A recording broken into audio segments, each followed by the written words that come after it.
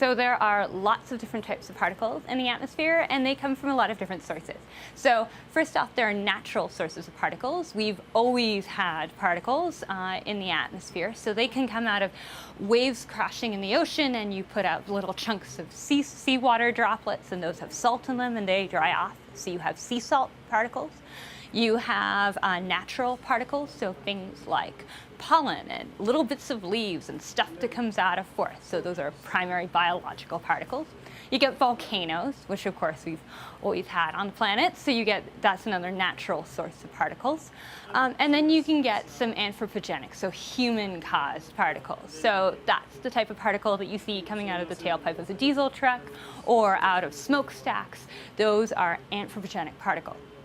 The last type of particle is a little more interesting, and it can be a combination of natural sources and human or anthropogenic sources.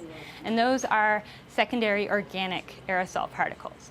And those particles are when either natural sources like plants or human sources like combustion and fires and cars put out gases, not particles, but gas molecules that are organic, and those get oxidized in the atmosphere, and they tend to just slop onto other existing particles, or just slop together and form a particle in and of themselves. And so these secondary organic aerosol particles actually turn out to be pretty important. And so we've got this combination of direct sources and secondary sources and natural sources and anthropogenic sources.